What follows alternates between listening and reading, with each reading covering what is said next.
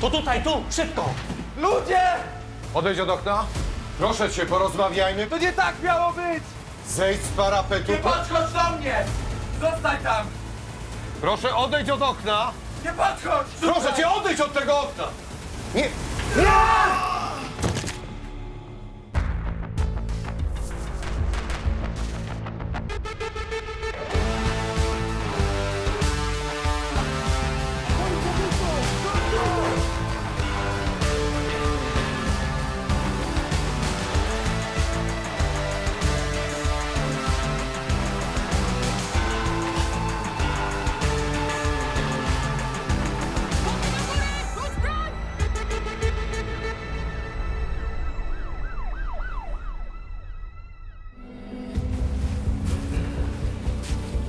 Zginął na miejscu. Miał szybką śmierć. Nie każdy latawiec ma tyle szczęścia. O kurde. Napij się. Nie trzeba, dzięki. Andrzej, chodź.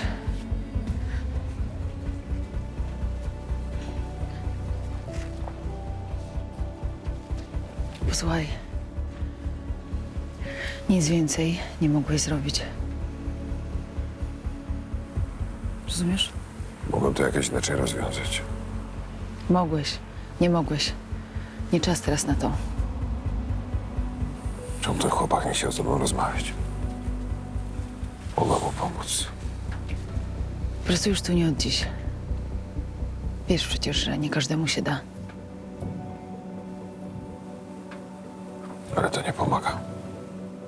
I nie ma pomagać.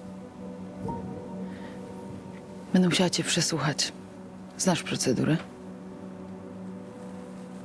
Znam. Kiedy? Teraz musimy skończyć tutaj i w mieszkaniu chłopaka. Potem musimy popytać sąsiadów. Pomogę. Chcę wiedzieć, dlaczego skoczył. Wykluczone. Jesteś świadkiem. Nie będziesz mógł brać udziału w czynnościach. Przecież wiem, że brakuje wam ludzi, przydam się. Posłuchaj mnie. Wróć do domu, otwórz flaszkę i ochłoń trochę. Rozumiesz? Nam tu nie pomożesz. Nie przeszkadzaj nam. Idź już.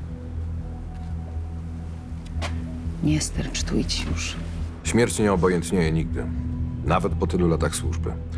Zwłaszcza jeśli ktoś odbiera sobie życie na twoich oczach, a ty nie jesteś w stanie nic zrobić. To jest przeżycie graniczne. Nawet dla doświadczonego gliny.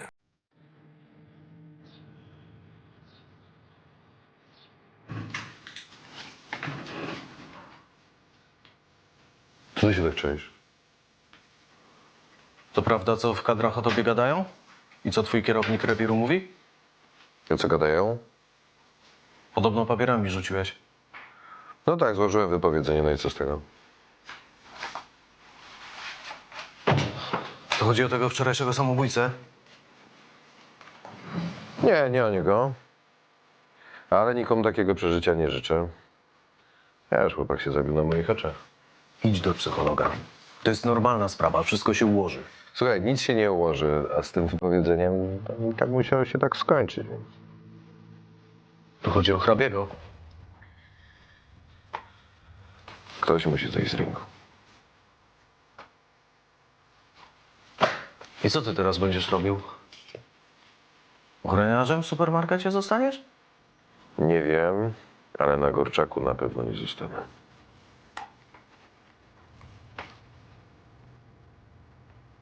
Coś jeszcze?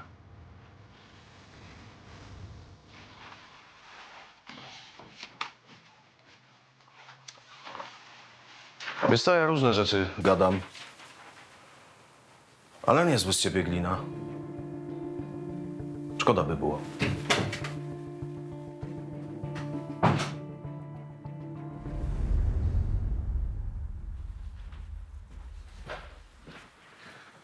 Wiemy już coś o tym samobójcy?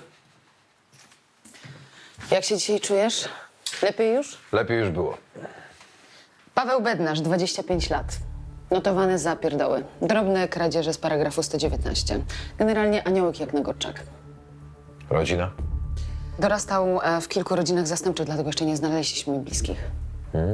A sąsiedzi? Niewiele mówili. Nie znaleźliśmy żadnego listu pożegnalnego, żadnych gruźb, żadnych awantur. Czyli nic nie mamy. Może jakaś kobieta? Ten trop też jest sprawdzany. Jest nowe zgłoszenie. Patrol jest już na miejscu, zabezpiecza teren. Pustostan przy Mysiej. Świetny początek dnia. Jadę z tobą. Nie. Jak będziesz mi potrzebny, dam ci znać. Korzystaj, korzystaj. Już niedługo nie będę się doczepiać. Nie strasz, bo wiesz.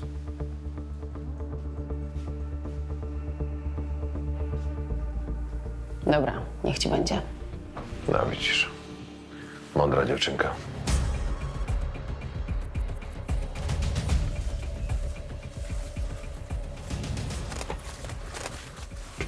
Cześć. Cześć. Matka i Cześć. dziecko. Chryste. Mamy 2 ciała. 2 śmiertelne postrzały.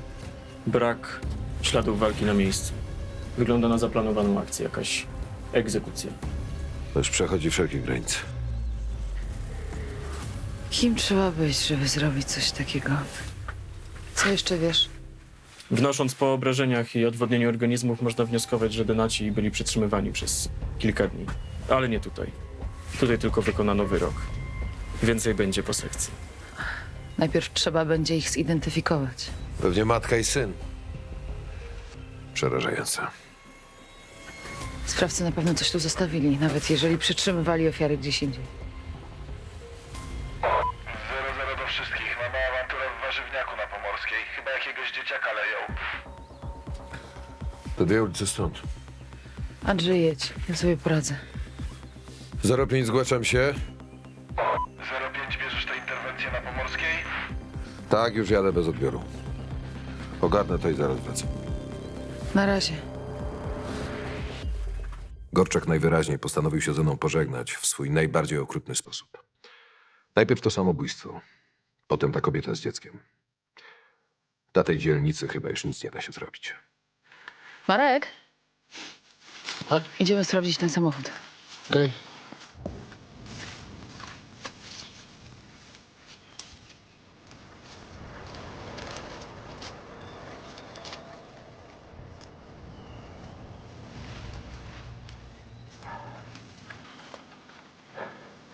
Wygląda na porzucony. Trzeba go przytrząsnąć i sprawdzić każdy zakamarek.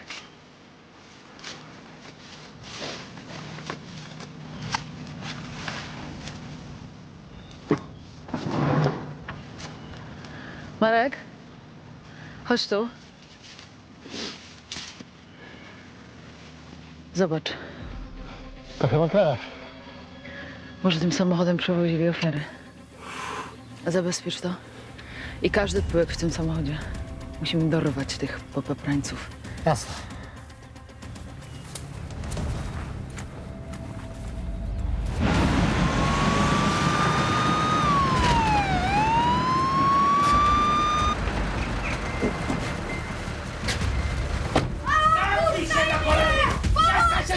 Co tu się dzieje? Odsuń się pan od dziecka! To nie jest dziecko, to jest pieprzony złodziej! Andrzej Potoczny, komisariat na Gorczaku. Co tu się dzieje? Od tygodnia już tu kradnie. Ale dopiero dzisiaj udało mi się go przyłapać. Udaje inwalidę na wózku, ale pod kurtką fanty kitra. On niczego nie udaje. Znam tego chłopaka. Na wózku jeździ od dziecka. Bartek. Bartek. Rozepnij kurtkę. Nic nie rozpinam! Przestań odprawiać tutaj szopki! Bartek! Przestań odprawiać szopki, tylko pokaż, co masz pod kurtką. Nic nie rozepnę i nic nie pokażę. Posłuchaj, albo pokażesz, co masz pod kurtką, albo pojedziemy zaraz na komisariat i żaba będzie musiał po ciebie przyjechać. Wybieraj.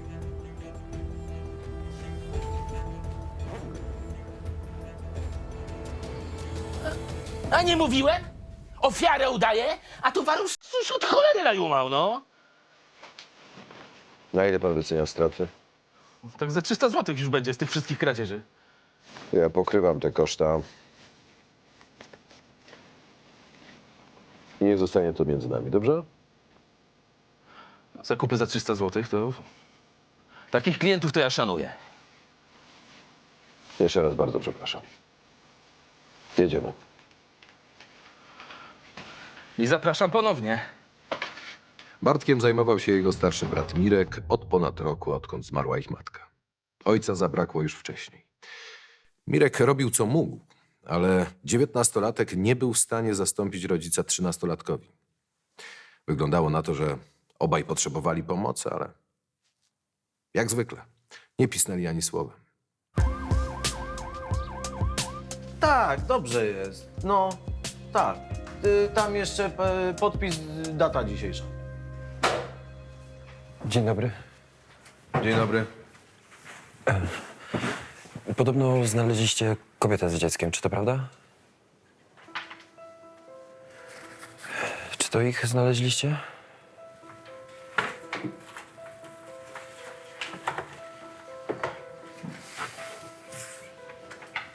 Agata, mam tu pana.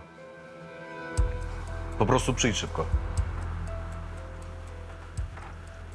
Komisarz Rychlik zaraz podejdzie. Czyli znaleźliście ich. Gdzie są? Zaraz ktoś się panem zajmie.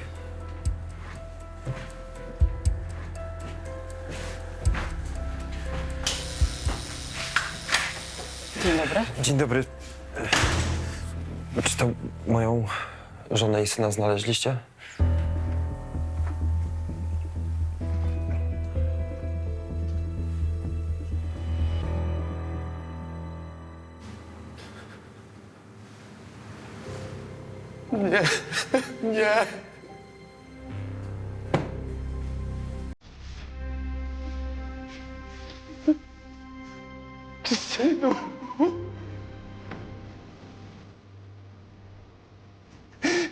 Panie Wiktorze, czy rozpoznaje pan swoich bliskich?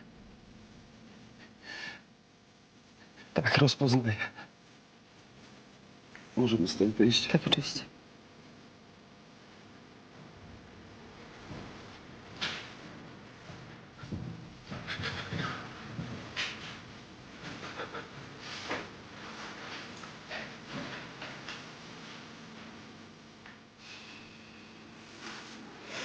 Nie ma pośpiechu.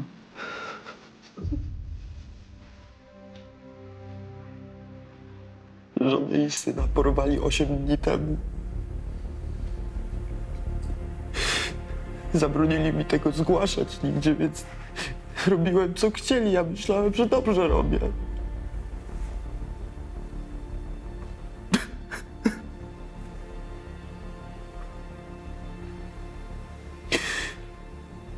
Mieli mi ich oddać wczoraj wieczorem. Mieli wrócić cali i zdrowi.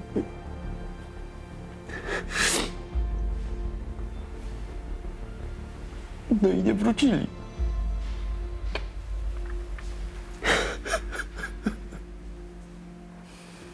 Przykro mi.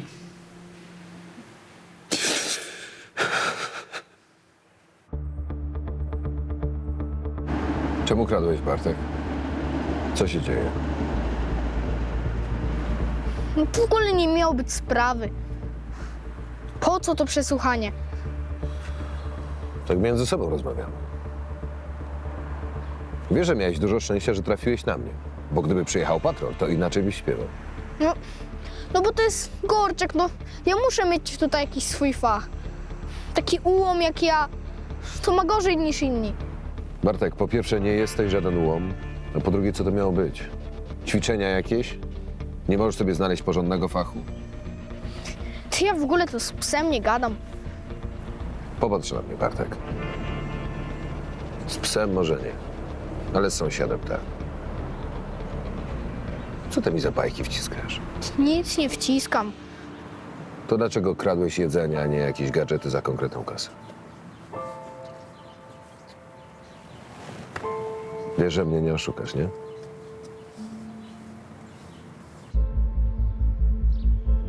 Ja mogłem od razu iść na policję. Panie Wiktorze, podejrzewa pan kogoś o to porwanie? Wiem, że to trudne, ale musimy działać szybko. Nie, chyba nikogo nie podejrzewam. Zapłaciłem cały okup i tyle. Kurwa, ich zabili. Zabili mi całą rodzinę. Ile było tego okupu? Gdzie i kiedy?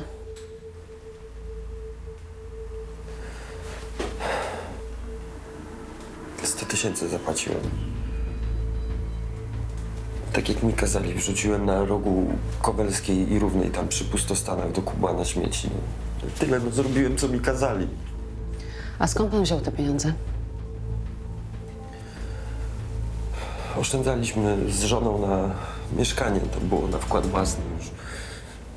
Mieliśmy 100 000 ponad i chcieliśmy się wynieść z tego Gorczaka. Nie rozumiem, czemu tego wcześniej nie zrobiliśmy. Czy ktoś wiedział, że macie takie pieniądze? Że chcecie się wyprowadzić? Gdzie ja bym się tutaj takimi pieniędzmi chwalił? Przecież pani wie, kto tu żyje.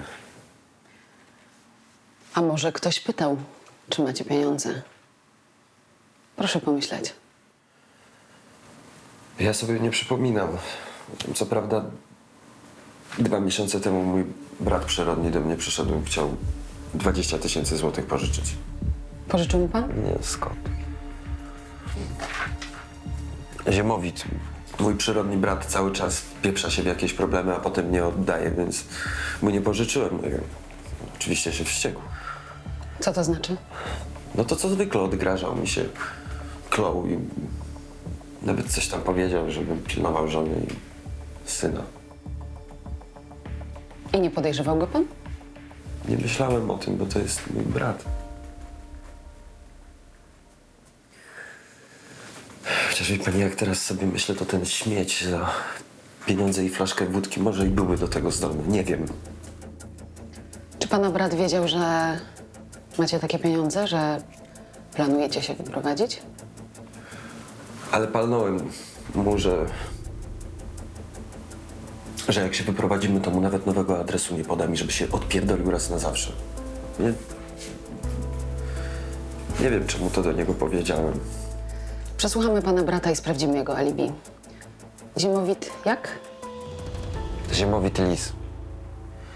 Jak się okaże, że to on, to zapierdolę kutasa. Zabiję go, no. Panie Wiktorze, my się tym zajmiemy. Do widzenia nie powiesz, Bartek? No, do widzenia. Wiesz o tym, że młody kradnie? Nie, niby skąd. Dzięki i do widzenia. Nie wiesz. I co masz zamiar z tym zrobić? Nie wiem, pomyślę. Wiesz, że kradł żarcie z warzywniaka i to nie było pierwszy raz. Nie macie pieniędzy na jedzenie? Zaraz tam kradł. A nawet jeżeli to co? I miał bardzo dużo szczęścia, że byłem w pobliżu. Inaczej albo zwinęliby go na komisariat, albo ten właściciel spuściłby mu łomot. No niechby tylko spróbował. Irek, pomyśl przez chwilę. Chcesz stracić chłopaka? Chcesz, żeby ci go odebrali? Pytam. Jeszcze raz dziękuję za pomoc, panie dzielnicowy. Przypilnuję go, to się już więcej nie powtórzy. I nie potrzebujemy niczyjej litości, dajemy sobie radę sami. Nie zrywaj z padziera. Dobra, dzięki, panie dzielnicowy. Dzięki. Do widzenia. Wkurzyłem się.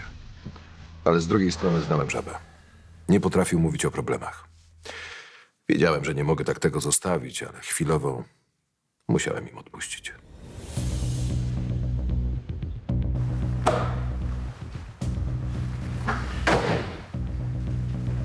Rychlik u siebie? U siebie. Nawet ma podejrzanego w sprawie tego zabójstwa kobiety i dziecka. Magluje go teraz. Kto to? Rodzina. Brat przyrodni męża. Znaleźli jakieś ślady na miejscu zabójstwa? Samochód ze śladami krwi. Paluchy jakieś są? Podobno. Dobra, sprawdzę. Otwórz. Od wczoraj wszyscy postawieni na nogi. Komendant każe sobie raportować postępy.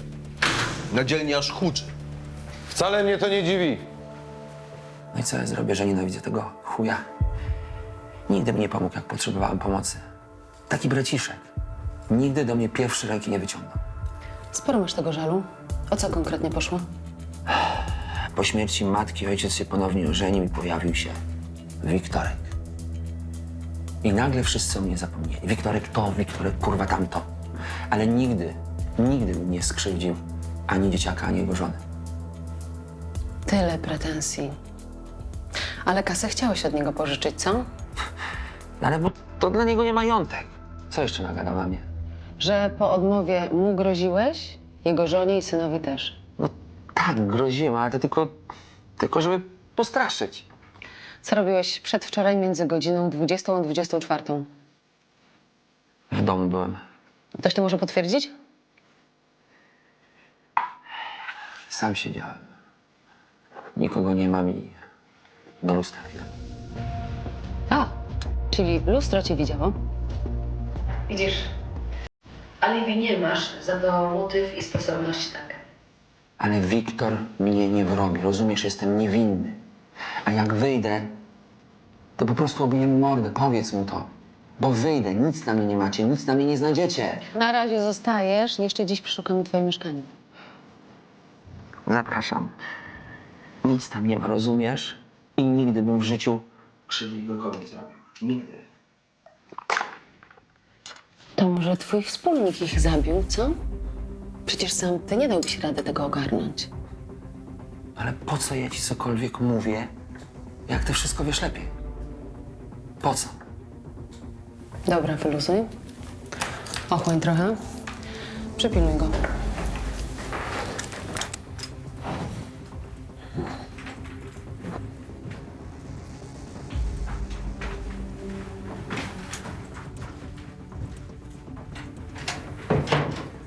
Twardy jest, nie? Bez przesady. Jeżeli ich zabił, to się w końcu przyzna. Coś na niego masz? Jeszcze nie mam. W znalezionym samochodzie nie znaleźliśmy jego odcisków. Sprawdziłem przed chwilą. Nic dziwnego. Jeżeli jest sprawcą, pewnie działał rękawiczka. Ale mamy coś zaskakującego. Nie baw się ze mną zagadki, potoczny mów. Znaleźliśmy odcisk palca. Właściwie jego fragment, który należy do samobójcy z przedwczoraj. Chłopak oczywiście nie musi mieć z tym nic wspólnego, auto było kradzione, ale kto wie. Dziwny zbieg okoliczności, co? Tak, dziwne. Sprawdzę to. W wielu przypadkach ofiary dobrze znają swoich zabójców. Zwykle jest to ktoś z krewnych albo bliski znajomy, dlatego nie dziwię się, że Agata poszła tym tropem. Mnie nie dawał spokoju ten samobójca i jego ewentualny udział w zbrodni, tyle że póki co nic nie wiązało go z ofiarami.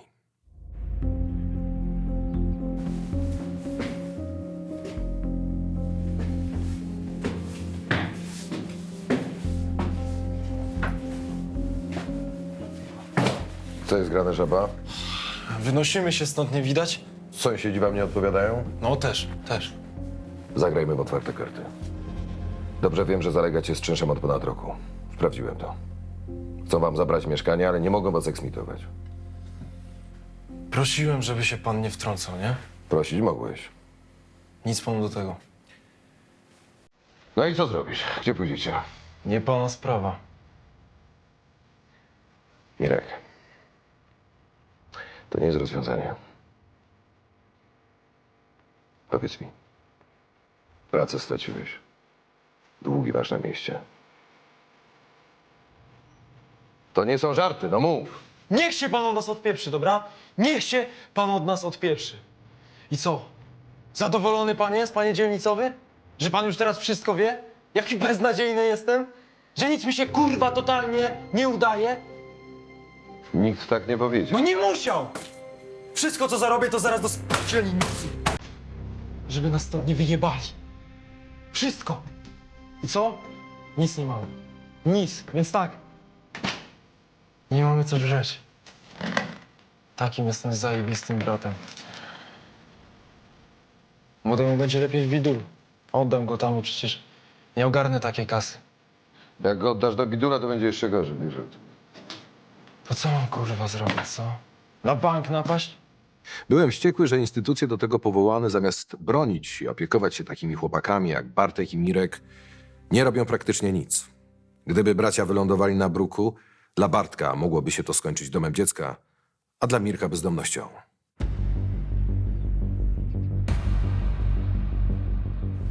Jeżeli twoim zdaniem tyle wystarczy, to stawiaj zarzuty.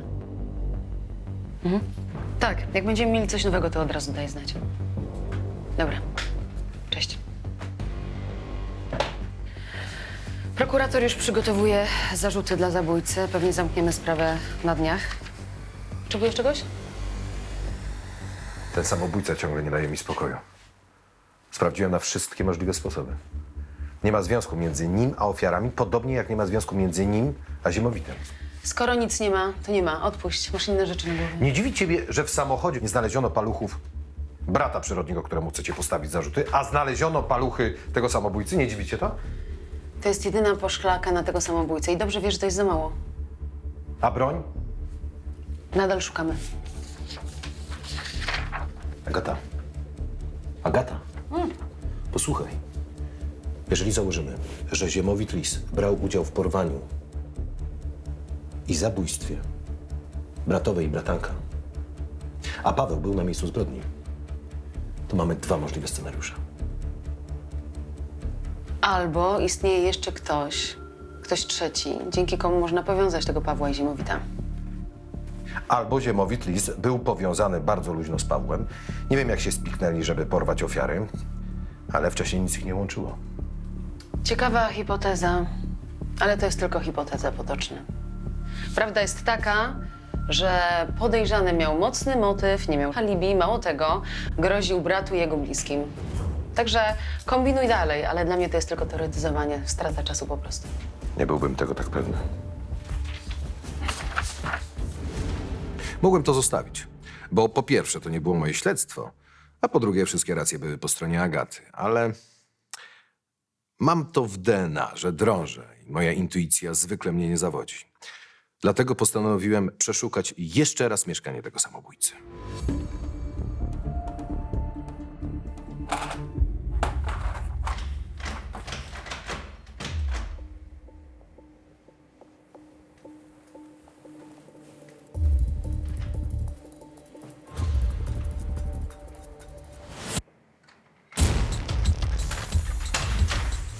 Chwileczkę.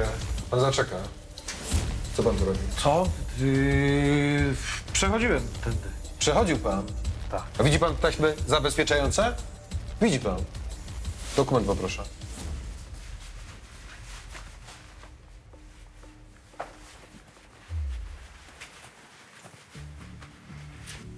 Grzegorz Zyber. Zgadza się.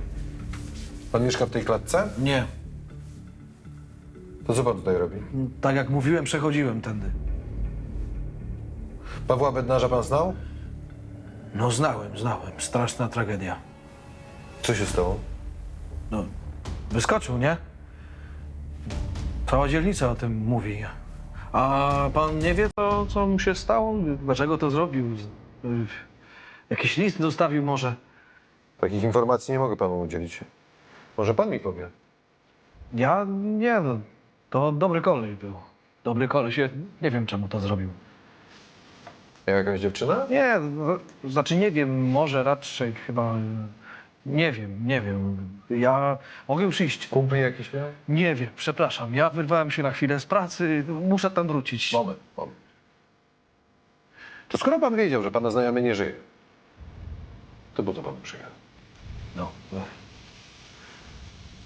Na klepsydrze chciałem zobaczyć, kiedy Paweł ma pogrzeb.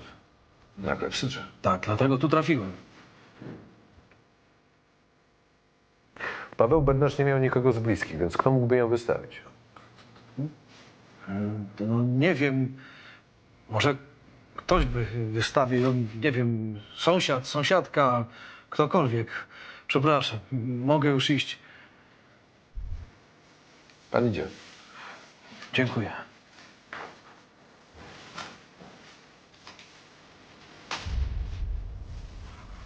Zero 5 do 00. Słucham cię, Piątka.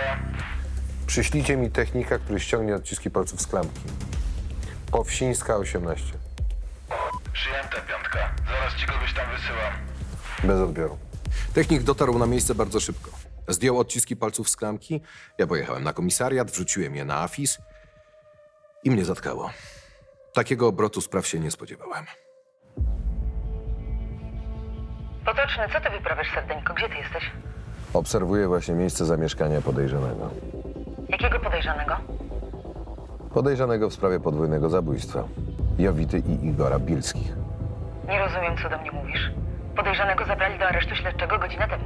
A ja poszedłem do mieszkania Pawła Bednarza i nagle pojawił się jego znajomek. Chciał wejść, jak tam było. Więc sobie trochę pogadaliśmy. I na tej podstawie za nim gonisz? Potoczny, opanuj się. Zdjąłem jego odciski palców z klamki. Wrzuciłem na bęben. I zgadnij, co się okazało. W zgadywanki mamy się teraz bawić? Jego paluchy były w tym samochodzie, w którym przywieźli kobietę i dzieciaka. Facet nazywa się Grzegorz Zyber. Przycisnę go, może czegoś się dowiem. Muszę kończyć.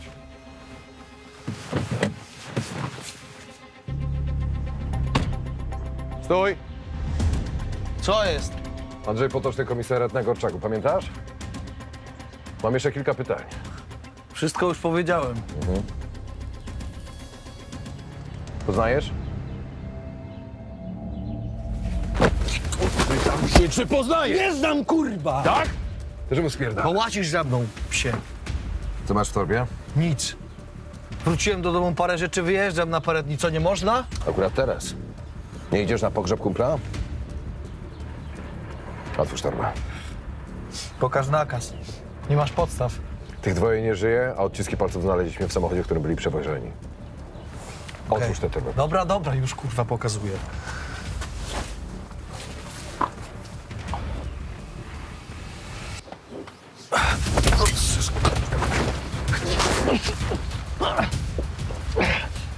Zostajesz zatrzymany w sprawie porwania i zabójstwa Jowity i Igora Bilskich. Oraz w sprawie próby zabójstwa policjanta.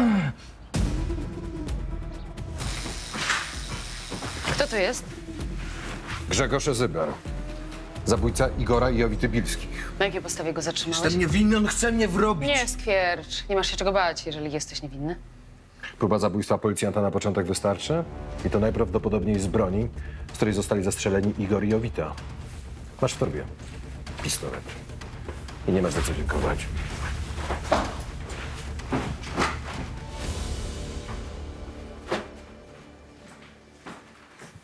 To jest broń Pawła. Dał mi ją na przechowanie.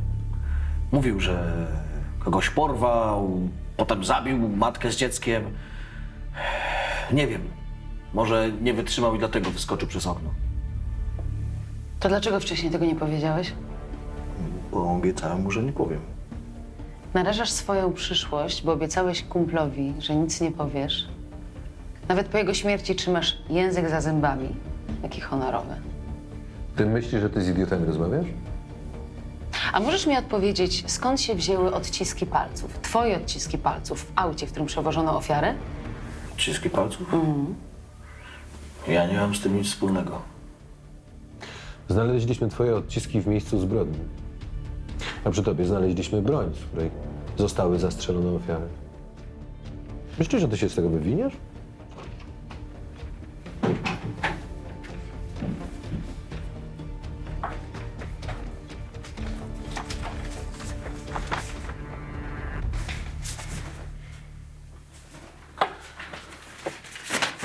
Technicy właśnie odzyskali list pożegnalny Pawła.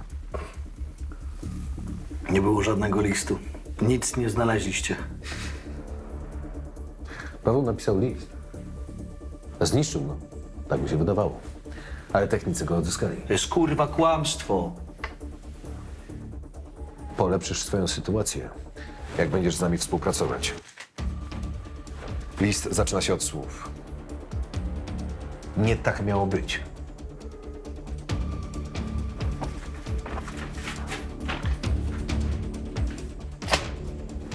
Więc się zastanów, jak było naprawdę.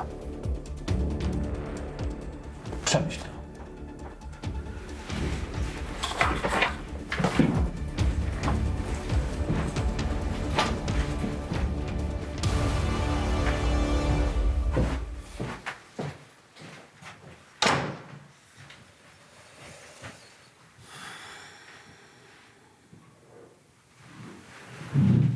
Dobry blef z tym listem Potoczny.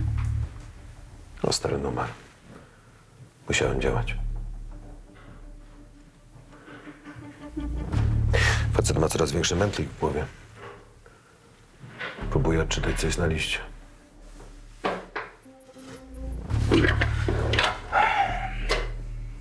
Nie będzie się wygłupiał. Jeszcze chwilę i pęknie. Zobaczymy. Da wszystko na papierze, zobaczysz. Dobra, kurwa, powiem wam wszystko! To chcieliście usłyszeć? Powiem wam! Chłopie, Momencik. pękaj, pękaj. Kurwa, powiem wam! Chodź.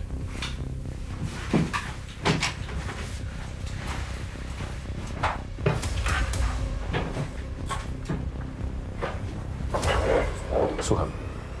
Siedziałem w barze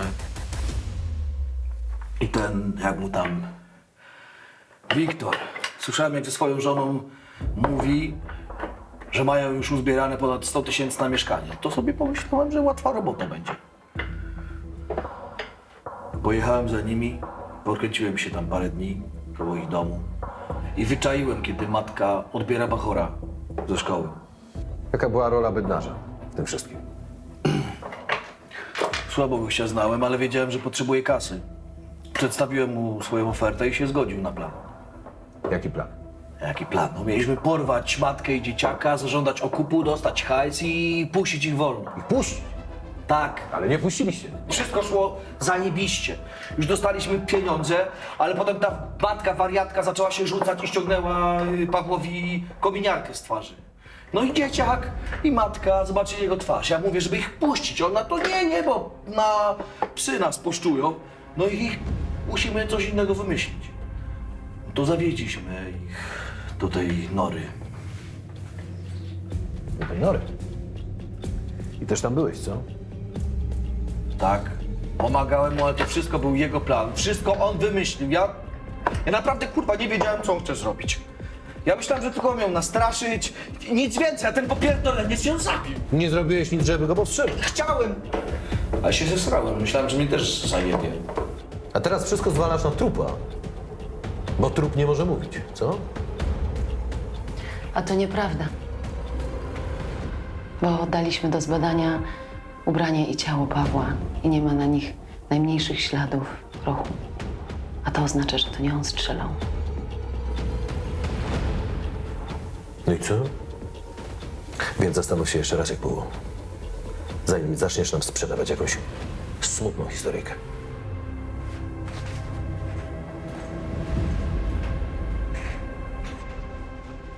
Słyszałam, że odchodzisz. No tak, złożyłem wypowiedzenie. Myślałam, że Potoczny i Gorczak to jedno. Ale może się myliłam. Mam dosyć tego Gorczaka. Nie będę tu tkwił do końca życia. Zresztą nikt mnie tutaj nie chce. Mylisz się, Ptysiu. Agata. Chcę już zamknąć ten rozdział. Mam dosyć tego gówna. Tak łatwo się poddajesz? Twoja sprawa. Ale ja jestem rozczarowana.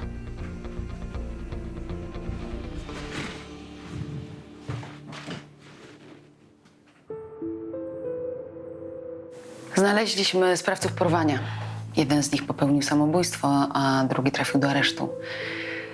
To ten drugi zabił pana, żonę i syna. Przyznał się właśnie do zabójstwa. No ale dlaczego zabił? Przecież ja zapłaciłem cały okup. Bo pana żona i syn zobaczyli jego twarz, więc przestraszył się, że go wydadzą. Boże. To tyle wystarczy, żeby zabić matkę z dzieckiem? Nie skazać na cierpienie do końca życia? Ja bez nich nie istnieję. Natomiast pana przyrodni brat nie miał z tym nic wspólnego, dlatego wypuściliśmy go z aresztu. Rozumiem. Jest jeszcze jedna sprawa. Otóż w telefonie sprawcy był film z Jowitą i Igorem. I chyba chciał go panu wysłać. Ja nie dostałem żadnego filmu. Obawiam się, że to może nie być dobry pomysł, żeby pan go oglądał. Ja rozumiem, ale proszę mi go pokazać. To może być dla pana trudne. Proszę mi go pokazać.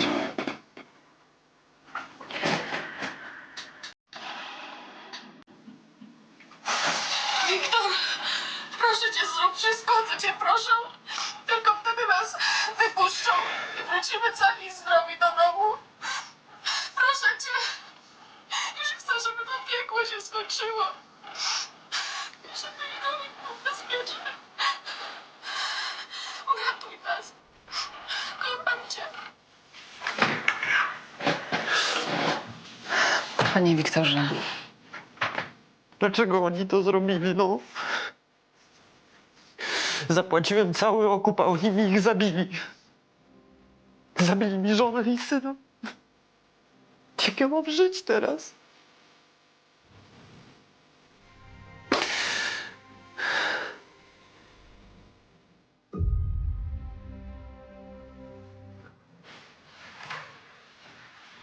Podoczny, w kadrach mi powiedzieli, że cofnąłeś wypowiedzenie. Prawdę mówili? Prawda. Otwórz.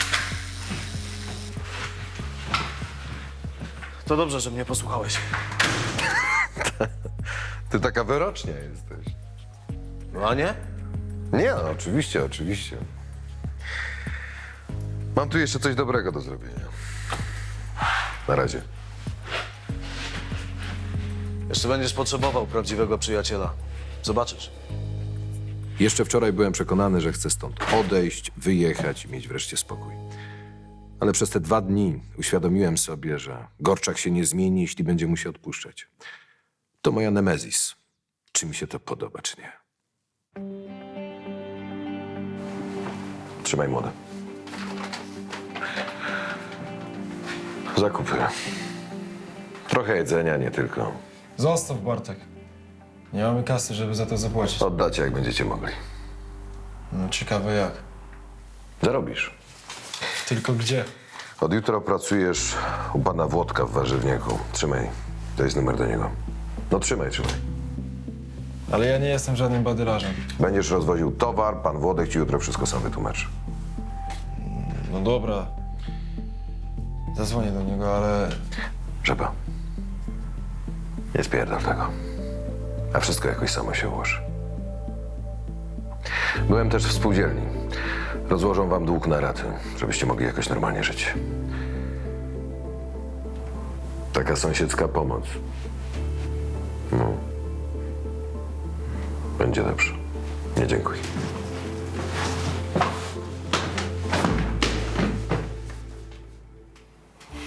No to nie dziękuję.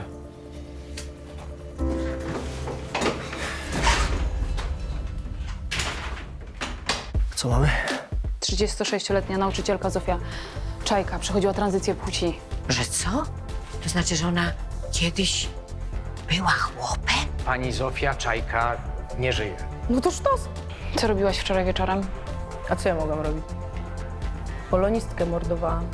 W tamtym roku chciałem postawić jej pałę na semestr, to ludzie jej ojca spalili mi przez to samochód.